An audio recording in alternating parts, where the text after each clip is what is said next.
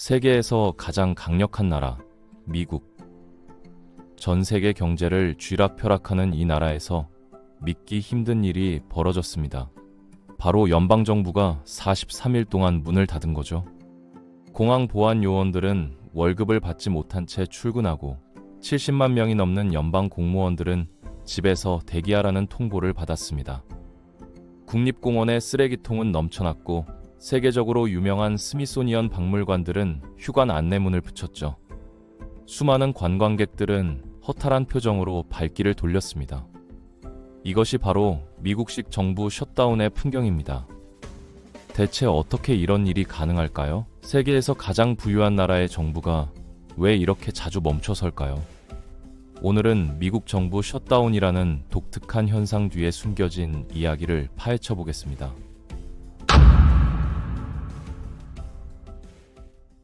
2025년 10월 1일 자정, 미국 연방정부는 역사상 21번째 셧다운에 돌입했습니다.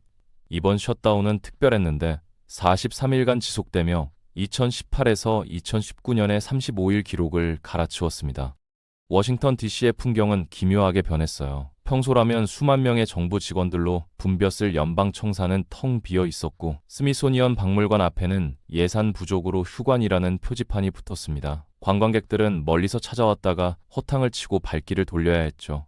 셧다운의 직접적인 피해자는 약 9,300명에 달했습니다. 이 중 절반가량은 무급 휴직 상태로 집에 머물러야 했고 나머지는 필수 인력으로 분류돼 급여 없이 출근했습니다.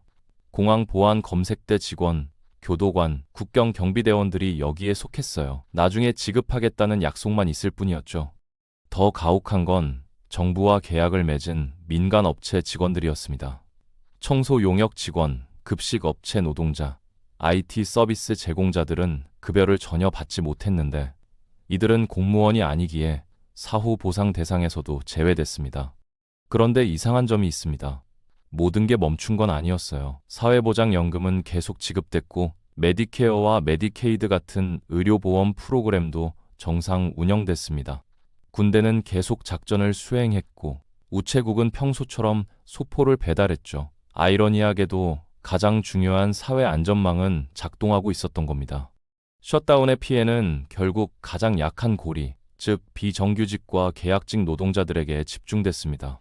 이번 셧다운의 핵심 쟁점은 오바마 케어 보조금 연장 문제였습니다. 정확히는 적정부담 건강보험법의 보험료 지원 프로그램이었죠. 팬데믹 시기인 2021년, 바이든 행정부는 건강보험 보조금을 대폭 확대했습니다. 중산층까지 혜택을 받을 수 있도록 소득 기준을 완화했고 보조금 액수도 늘렸어요. 결과는 즉각적이었습니다. 보험 가입자가 급증했고 많은 사람들의 보험료 부담이 크게 줄어들었죠. 문제는 이 보조금이 한시적이었다는 점입니다. 처음엔 2년으로 시작했다가 3년 더 연장돼 총 5년간 운영됐고 2025년이 마지막 해였습니다. 연장하지 않으면 2026년부터 수백만 명이 보험료 폭탄을 맞게 되는 상황이었죠. 전문가들은 보조금이 사라지면 평균 보험료가 110% 이상 오를 것으로 예측했습니다. 중서부의 한 자영업자는 현재 월 100달러를 내지만 보조금 없이는 1,500달러 가까이 내야 할 상황이었어요. 그의 월 수입이 5,000달러 정도인데 보험료로 3분의 1이 날아가는 거죠. 민주당은 보조금 연장을 강력히 주장했습니다. 서민들의 건강을 지켜야 한다는 논리였죠. 반면 공화당은 반대했습니다. 한시적 프로그램이 끝났으니 이제 그만이라는 입장이었고 재정 적자 감축 필요성도 강조했습니다. 양측의 입장 차이는 메울 수 없을 만큼 컸어요.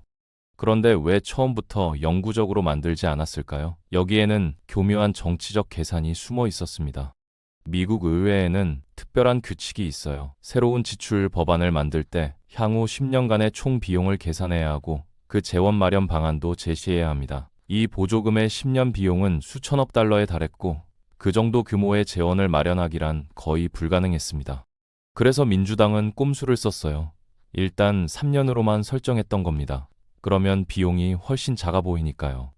일단 통과시키고 나중에 연장하면 된다고 생각했죠. 한번 혜택을 받은 사람들이 그걸 포기하겠냐는 계산이었습니다. 하지만 그 나중이 지금 왔고 공화당은 버티고 있었습니다.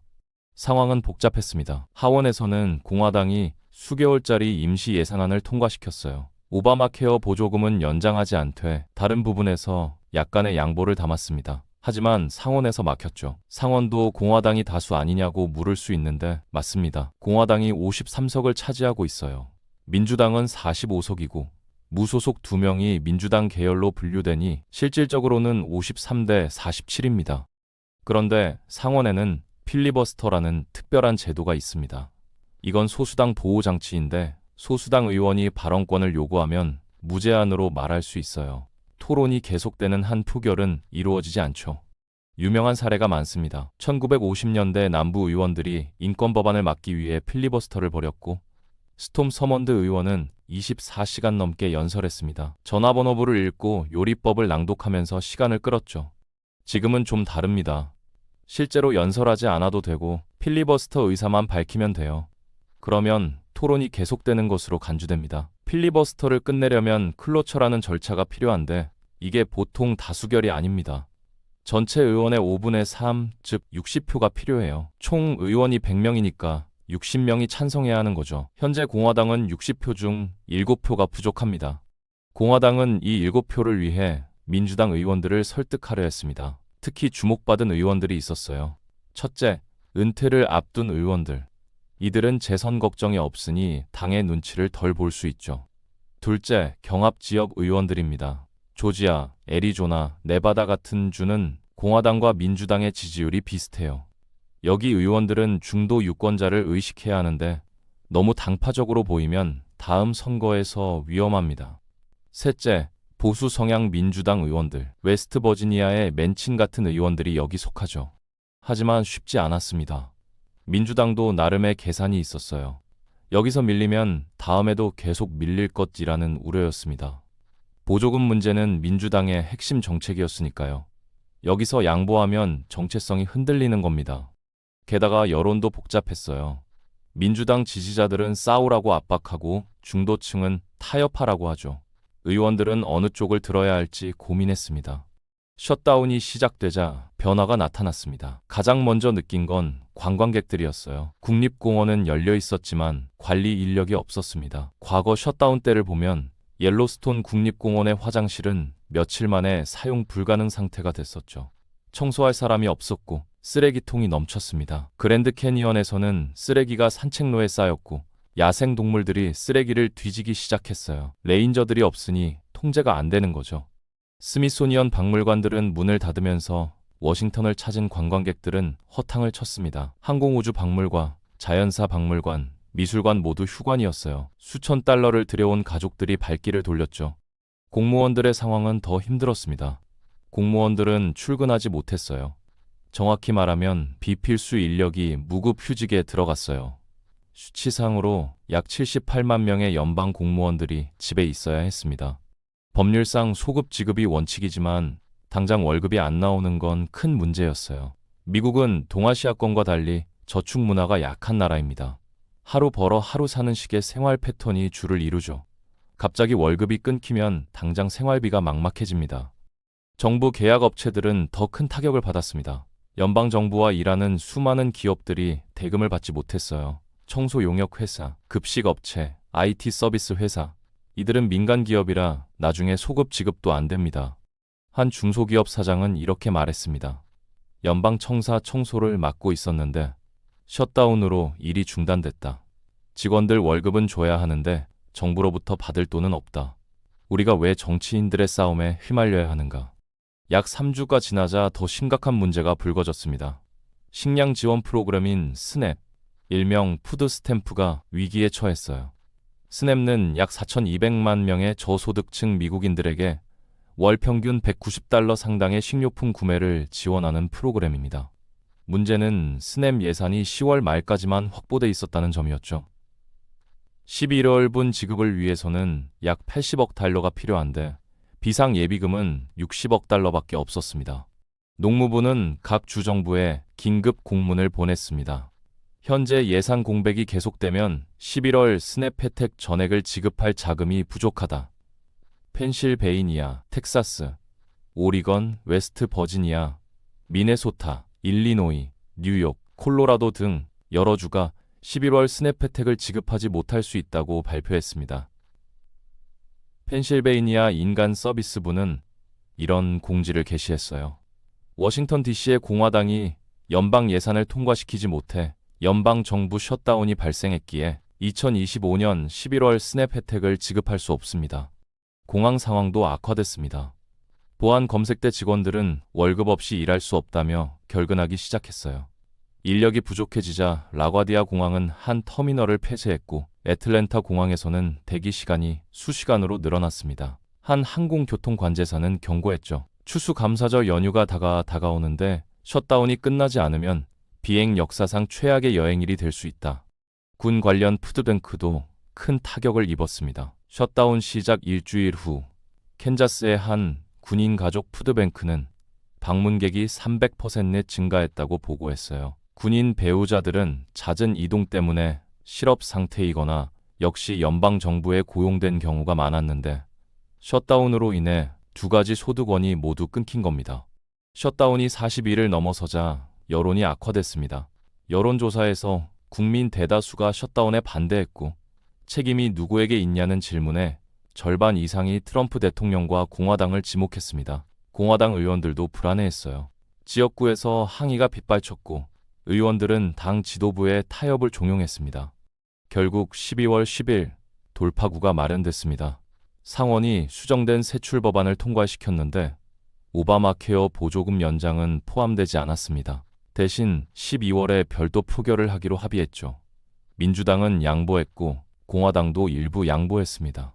12월 13일 하원도 이 법안을 통과시켰고 트럼프 대통령이 서명하면서 43일간의 셧다운은 끝났습니다. 하지만 대가는 컸습니다. 옥스퍼드 이코노믹스는 이번 셧다운으로 인한 경제적 손실이 주당 150억 달러에 달했을 것으로 추정했어요. 골드만삭스는 미국 GDP가 1.5% 감소했다고 분석했습니다. 소비자 물가지수, 비농업 고용 보고서 등 핵심 경제지표 발표가 연기되면서 연방준비제도의 금리 결정 등 경제정책 판단에도 차질이 빚어졌죠. 대체 왜 미국에서는 이런 일이 반복될까요? 다른 나라들은 어떨까요? 대부분의 민주주의 국가에서는 이런 일이 일어나지 않습니다. 우리나라는 준예산 제도가 있어서 국회가 예산을 통과시키지 못해도 정부는 돌아갑니다. 전년도 예산으로 일단 집행하는 거죠. 유럽의 의회 민주주의 국가들도 마찬가지예요. 예산이 통과되지 않으면 정부가 바뀔 수는 있어도 행정이 멈추지는 않습니다. 영국에서는 예산안이 부결되면 내각이 총사퇴하고 독일에서는 총리 신임 문제로 이어지죠. 하지만 미국은 다릅니다. 의회 승인 없이는 연방 정부가 단 한 푼도 쓸 수 없다고 법으로 정해져 있어요. 이 원칙은 50년도 넘게 지켜져 온 것입니다. 그리고 이 원칙 뒤에는 권력을 둘러싼 치열한 역사가 숨어 있습니다. 이야기는 19세기 중반으로 거슬러 올라갑니다. 당시 미국 행정부는 예산을 상당히 자유롭게 사용했어요. 의회가 정해준 예산이 있긴 했지만 그건 참고사항 정도였죠. 행정부는 필요하다 싶으면 돈을 먼저 쓰고 받습니다. 특히 군사 관련 지출이 그랬어요. 국경 지역에 요새를 짓거나 원주민과의 분쟁에 군대를 보내는 일, 행정부는 국가 안보라는 명분으로 예산을 마음대로 썼습니다. 의회가 정해준 한도를 훌쩍 넘어서도 사용했는데 문제는 그 다음이었습니다. 행정부가 의회에 추가 예산을 요구했어요. 국경 경비에 돈이 더 필요하다는 이유였죠. 의회는 당연히 화가 났습니다. 지금 예산에서 하라고 했는데 벌써 다 써버렸다는 게 말이 되냐는 거였어요. 그러자 행정부는 그런 국경 경비를 중단하겠다, 요새 공사도 멈추겠다는 식으로 나왔습니다. 이건 협상이 아니라 협박이었죠.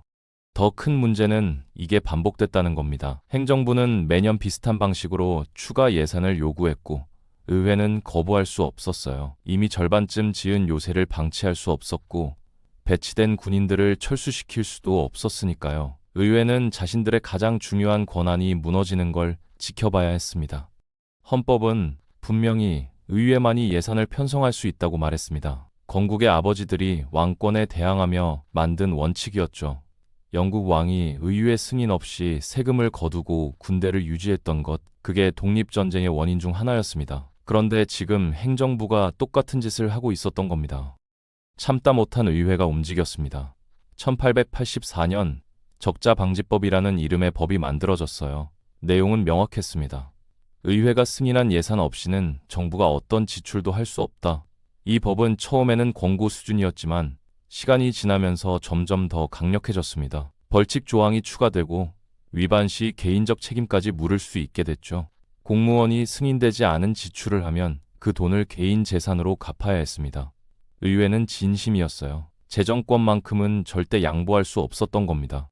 그래도 한동안은 괜찮았습니다. 법이 있어도 실제로 정부를 멈추는 일은 없었고 약간의 융통성은 있었어요. 행정부가 하는 일은 대부분 중요하다고 봤으니까요. 관행상 유연하게 운영하던 시절이 있었던 거죠.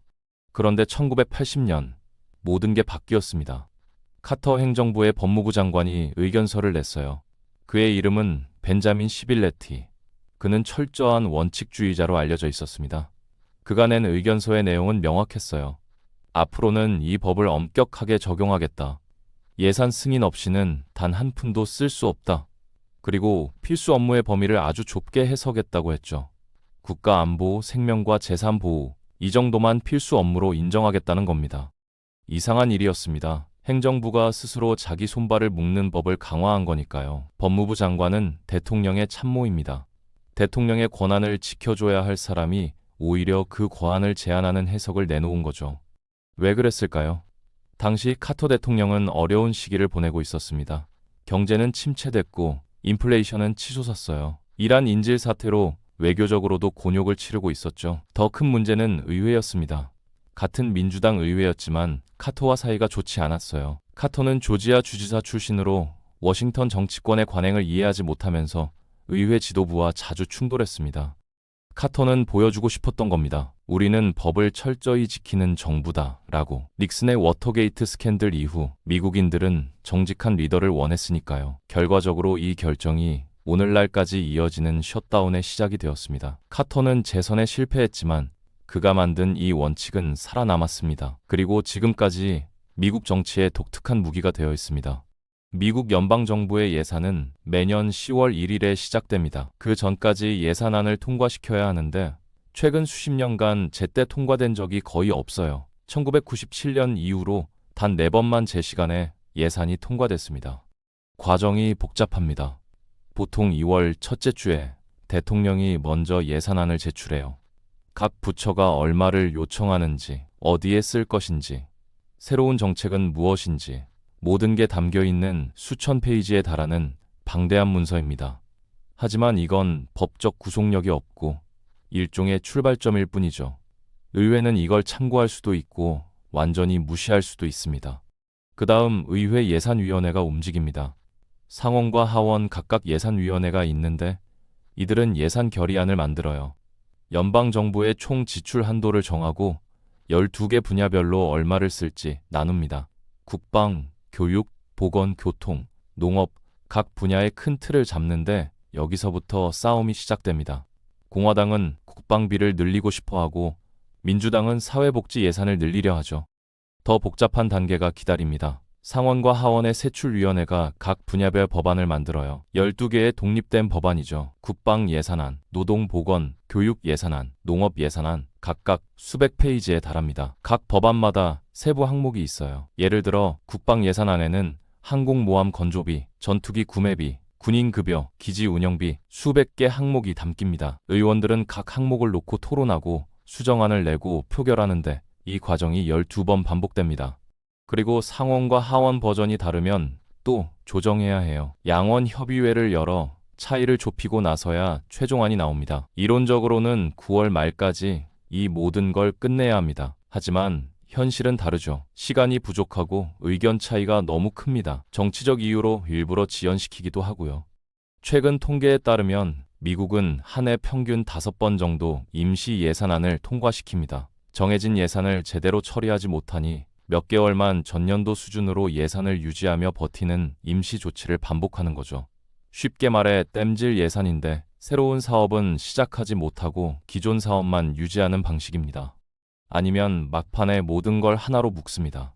이걸 옴니버스 법안이라고 하죠. 12개 법안을 하나로 합쳐서 통과시키는 건데 수천 페이지짜리 거대한 법안이 만들어집니다. 의원들이 다 읽을 수도 없을 만큼 방대하죠. 문제는 이런 방식이 정상이 됐다는 겁니다. 예외가 규칙이 됐고 제대로 된 예산 과정은 거의 작동하지 않습니다. 왜 미국에서는 이런 일이 계속 반복될까요? 첫째, 양당의 이념 차이가 점점 커지고 있습니다. 타협의 여지가 줄어들었죠. 과거에는 양당 모두의 중도 성향 의원들이 많았어요. 남부의 보수적 민주당 의원, 북동부의 진보적 공화당 의원, 이들이 가교 역할을 했습니다. 하지만 지금은 다릅니다. 양당 모두 이념적으로 순수해졌어요. 민주당은 더 진보적이 됐고 공화당은 더 보수적이 됐습니다. 중간지대가 사라졌죠. 지역구 재편도 한몫했습니다. 게리맨더링으로 안전한 선거구가 늘었어요. 의원들은 상대 당보다 자기 당 예비 선거를 더 걱정합니다. 타협하면 배신자로 찍혀서 예비 선거에서 떨어질 수 있으니까요. 둘째, 정치적 이득이 있습니다. 셧다운은 상대방에게 책임을 떠넘기는 무기가 됩니다. 우리는 합리적인 제안을 했는데 저쪽이 거부했다는 식이죠. 지지자들에게 우리는 원칙을 지켰다고 어필할 수 있습니다. 언론도 여기에 일조합니다. 당파적 미디어가 발달한 것이죠. 폭스 뉴스는 공화당 입장을, MSNBC는 민주당 입장을 대변해요. 시청자들은 자기가 듣고 싶은 이야기만 듣죠. 여론이 양극화되면 의원들도 양극화됩니다. 셋째, 정치 자금의 영향입니다. 대형 기부자들과 이익단체들이 막강한 영향력을 행사해요. 보수단체들은 절대 양보하지 말라고 압박하고 진보단체들도 마찬가지죠. 의원들은 타협하면 자금 지원이 끊길까봐 두려워합니다. 넷째, 대통령제의 특성입니다. 의회와 대통령이 다른 당일 때 충돌이 불가피해요. 의회 민주주의 국가에서는 의회와 행정부가 분리되지 않지만 미국은 분리돼 있죠. 양측이 서로를 견제할 수는 있지만 협력하기는 어렵습니다.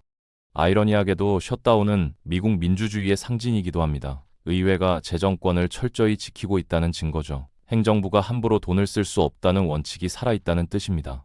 이건 권력 분립의 핵심이에요. 역사를 돌아보면 이해가 됩니다. 왕권 시대 군주들은 의회나 귀족의 동의 없이 마음대로 세금을 거두고 썼어요. 이게 많은 갈등의 원인이었죠. 영국의 권리장전, 프랑스 혁명, 미국 독립 모두 재정권을 둘러싼 싸움에서 시작됐습니다. 미국 헌법은 이를 명확히 했어요. 의회만이 예산을 편성할 수 있다. 이건 타협할 수 없는 원칙이었습니다. 셧다운은 이 원칙이 작동하고 있다는 증거입니다. 대통령이 원하는 정책도 의회가 반대하면 예산을 받지 못해요. 권력이 한 곳에 집중되지 않는 겁니다. 이론적으로는 건강한 시스템이죠. 하지만 동시에 역기능이기도 합니다. 정치적 싸움 때문에 정부가 멈추고 무고한 시민들이 피해를 보는 거니까요. 원칙을 지키다가 현실을 망가뜨리는 거죠. 질문이 생깁니다. 민주주의에서 원칙과 효율성은 양립할 수 있을까요? 견제와 균형은 중요합니다. 하지만 그게 마비로 이어진다면 그건 좋은 시스템일까요? 해법은 무엇일까요? 어떤 이들은 제도 개혁을 말합니다. 한국처럼 준예산 제도를 도입하자는 거죠. 예산이 통과되지 않아도 정부가 돌아가게 하자는 건데 반대 의견도 있습니다. 그러면 의회의 재정권이 약해질 수 있다는 거예요. 행정부가 어차피 정부는 돌아간다며 협상을 거부할 수도 있죠. 원칙이 무너지는 겁니다. 또 어떤 이들은 필리버스터 폐지를 주장합니다. 단순 다수결로 가자는 건데 51표만 있으면 통과시키자는 거예요. 그러면 셧다운 위험이 줄어듭니다. 하지만 이것도 문제예요. 소수당의 목소리가 완전히 묻힐 수 있습니다. 다수의 횡포를 막을 장치가 사라지고 정권이 바뀔 때마다 정책이 완전히 뒤집힐 수 있죠. 근본적 문제는 정치 문화입니다. 제도를 아무리 고쳐도 정치인들이 타협하지 않으면 소용없어요. 협상의 기술은 사라졌고 상대방을 악마화하는 게 일상이 됐습니다. 과거에는 달랐습니다.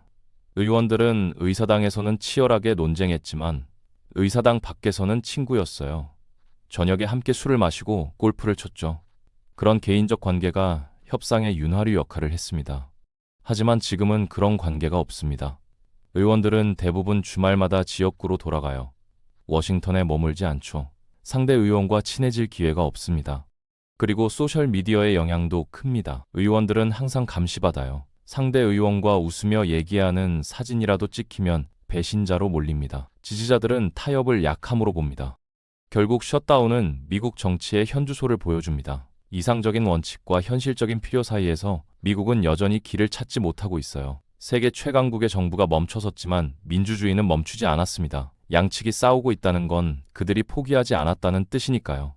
문제는 그 싸움의 대가를 누가 치르느냐입니다. 월급을 못 받는 공무원들, 문 닫은 박물관 앞에서 발걸음을 돌리는 관광객들, 대금을 받지 못한 중소기업들, 식량 지원이 끊긴 저소득층 가정들, 이들이 정치의 대가를 치르고 있습니다. 그리고 이 문제는 미국만의 이야기가 아닙니다. 민주주의를 운영하는 모든 나라의 고민이죠. 어떻게 하면 원칙을 지키면서도 국민들의 삶을 보호할 수 있을까? 어떻게 하면 견제와 균형을 유지하면서도 효율적인 정부를 만들 수 있을까? 이 질문에 대한 답을 아직 누구도 찾지 못했습니다. 43일간의 셧다운은 끝났지만 근본적인 문제는 여전히 남아 있습니다. 다음번 예산 협상 시즌이 오면 같은 싸움이 또 벌어질 겁니다. 임시 예산안으로 버티다가 어느 시점에서 또 교착 상태에 빠지겠죠. 그때도 같은 사람들이 피해를 볼 겁니다. 가장 약한 사람들, 가장 목소리가 작은 사람들이요. 미국의 셧다운은 우리에게 무엇을 말해줄까요? 민주주의는 완벽한 시스템이 아니라는 겁니다. 권력 분립은 중요하지만 그것만으로는 충분하지 않아요. 제도도 중요하지만 그것을 운영하는 사람들의 자세가 더 중요합니다. 원칙도 중요하지만 원칙이 목적이 되어서는 안 됩니다. 원칙은 수단이어야 하죠. 국민의 삶을 지키기 위한 수단이요. 미국 정치는 지금 갈림길에 서 있습니다. 계속 이런 식으로 갈 것인가? 아니면 새로운 길을 찾을 것인가? 셧다운을 반복하면서 국민들의 신뢰를 잃을 것인가? 아니면 타협과 협력의 문화를 되살릴 것인가? 답은 아직 나오지 않았습니다. 하지만 분명한 건 지금의 방식은 지속 가능하지 않다는 겁니다. 세계는 지켜보고 있습니다. 미국이 어떻게 이 문제를 해결하는지, 아니면 해결하지 못하는지. 그 결과는 미국만의 문제가 아니라 민주주의 전체의 미래에 영향을 미칠 겁니다. 민주주의가 21세기의 복잡한 문제들을 해결할 수 있는 시스템인지, 아니면 너무 느리고 비효율적인 시스템인지, 미국의 셧다운은 그 질문에 대한 하나의 답이 될 수 있습니다. 우리는 이 이야기에서 무엇을 배울 수 있을까요? 제도는 중요하지만 제도만으로는 충분하지 않다는 겁니다. 사람이 중요하고, 문화가 중요하고, 신뢰가 중요합니다. 그리고 무엇보다 정치는 결국 국민을 위해 존재한다는 기본 원칙을 잊지 말아야 한다는 거죠. 미국의 43일 셧다운은 끝났습니다. 하지만 이야기는 계속됩니다. 다음 장이 어떻게 쓰일지 우리 모두가 지켜보고 있습니다.